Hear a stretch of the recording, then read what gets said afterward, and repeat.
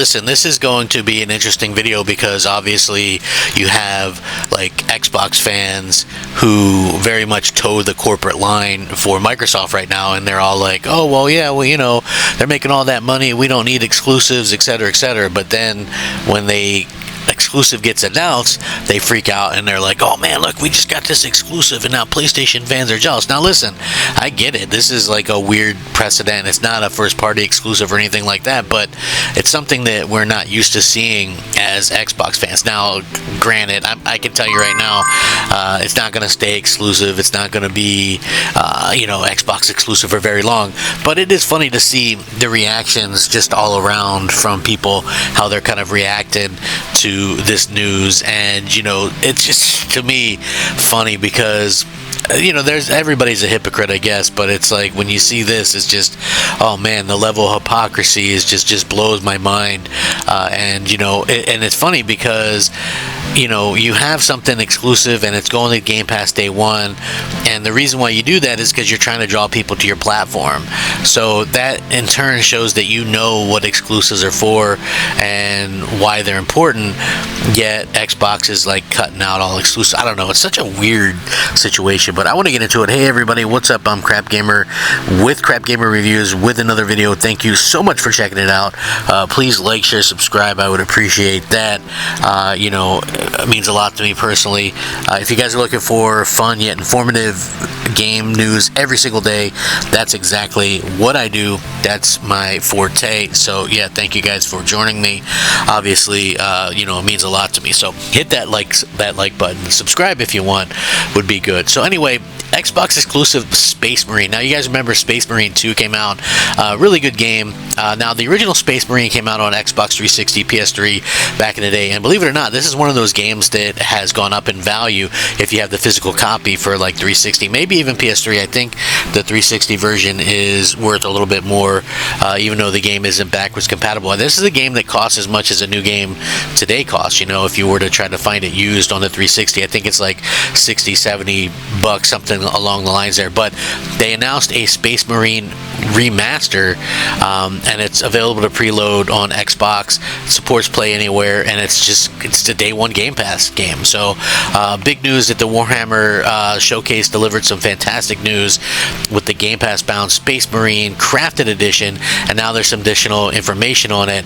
Not only is the upcoming Space Marine remaster seemingly skipping the PS5 release for now, making it a rare Xbox launch console exclusive, it also supports the Play Anywhere program and is set up for preload ahead of the game's June release. The preload is clocking in at roughly 44 gigabytes on console and is installable with Game Pass Ultimate right now. The game releases on June 10th, just a couple days after Microsoft's big Xbox game showcase. So yeah, interesting stuff. Given that an Xbox version of the Space Marine title has been stuck on 360 hardware since 2011, it's quite exciting, and it's, you know, pretty awesome to look forward to the new release as well, and a surprise day one Game Pass launch as well, which is fantastic. If the upcoming remaster can get anywhere close to the Space Marine 2, we're in for a real treat. Now I can't really say, obviously being a 360 game, it probably has some you know, instances of this game being you know, lesser, obviously, technically, and you know, that's something that I think people have to kind of just understand. Although I'm sure like the remastered bits will be fine and things like that. It's just interesting to see because you have a whole group of Xbox fans and they're all like, oh well, you know, who cares, you know, Microsoft makes all this money, they do all this stuff, they do this stuff, blah blah blah, and it's fine. And then you have a situation where now they're like pimping this exclusive, and you know what, like I get it, it's like everybody does it. Fan sites on both sides are kind of like that, you know. When PlayStation 4 was the most powerful console and, you know, everybody was hyping up 1080p, you know, on the PlayStation side, once the Xbox One X came out, nobody was talking about power anymore on the PlayStation side, right? When Xbox had some good exclusives at launch on the Xbox One and a really great launch year or two, and PlayStation 4 struggled a lot, you know, nobody was talking about exclusives on the PlayStation side. But then later in the generation, when PlayStation got a lot of great exclusives, you know, of course exclusives matter to you, and this goes back and forth. I mean, it's sort of an argument that, you know, Xbox dudes will make, PlayStation dudes will make.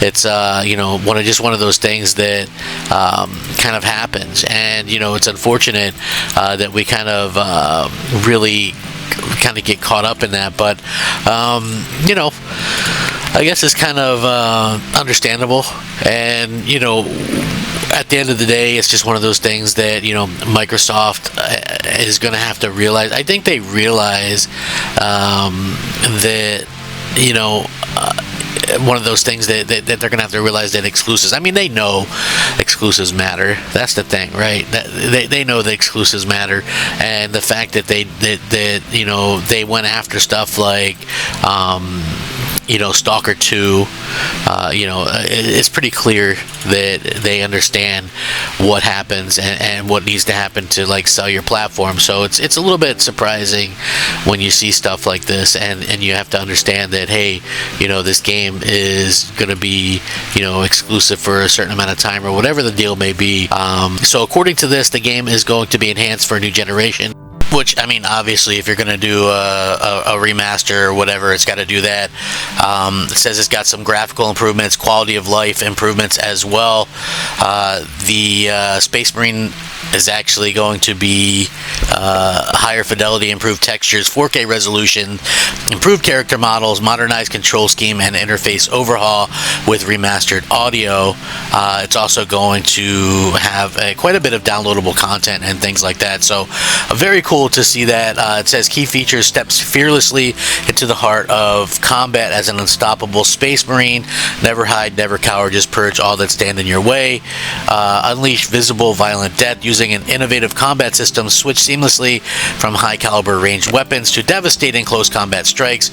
Taking out an enemy has never been so satisfying. Experience the grim darkness of Warhammer 40,000. Jump into a rich universe of awe-inspiring landscapes, deadly enemies, immersive battles, and ruthless annihilation.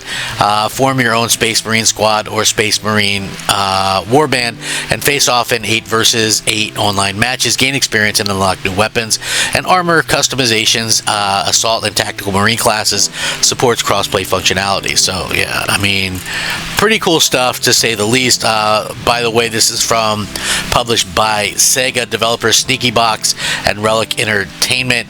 The game is going to be $40 if you want to buy it, but it's also a day one Game Pass. Again, Game Pass has been killing it. I don't think anybody has really said otherwise. You know, I fully believe that Game Pass has absolutely been crushing it lately, and this is just another instance of that. So yeah, like it's pretty amazing to say the least when, you know, Game Pass has been releasing basically everything good this year. I mean, it helps that Microsoft is publishing and own a lot of the IP that they're releasing, but to be truthful, Game Pass is, for the first time in my opinion, 2025 is the year of Game Pass. You know, you could say it finally arrived, and maybe some people are going to take note of that. I don't really know. I don't know that it's always been a value to me.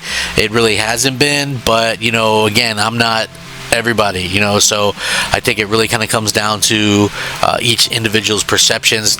Now, renting games isn't for everybody, but again, you know, the way that they've kind of handled these things is pretty interesting. Like, you never see much advertising for Game Pass. You never see much, you know, the only people you see hyping it are like the same Xbox influencers over and over again. And I'm not an influencer. Like, I will complain, and I think having no exclusives is stupid. And I think Game Pass this year is worth it, but I think previous years probably not so much. There might have been 1 or 2 years when it was much cheaper that it was worthwhile, but overall, it's like this year is definitely worth it. I mean, you get your money's worth through the rental service, and you know, and I think that's, you know, something people have to kind of understand with these things. You know, you're paying. A lot of people go, oh well, you know, I get this free with Game Pass. It's like, no, you're paying $250 a year for it, so it's not free. You know, and that's just kind of the way it is. It's like you don't own the stuff. To me, it's like a little bit of a bittersweet thing because Game Pass is worth it this year, but I fully believe Microsoft has been training people to kind of switch to PC and switch to not owning their games and just be okay with like services and paying for services instead of actually owning their games. And I think Microsoft is kind of slowly progressing towards that, which is why they don't release a lot of their games on physical disc anymore, and they talk about backwards compatibility being through the cloud as being some kind of big deal. But that's up to you guys. That's another story. How do you guys feel about this? Let me know. Rack 'em up.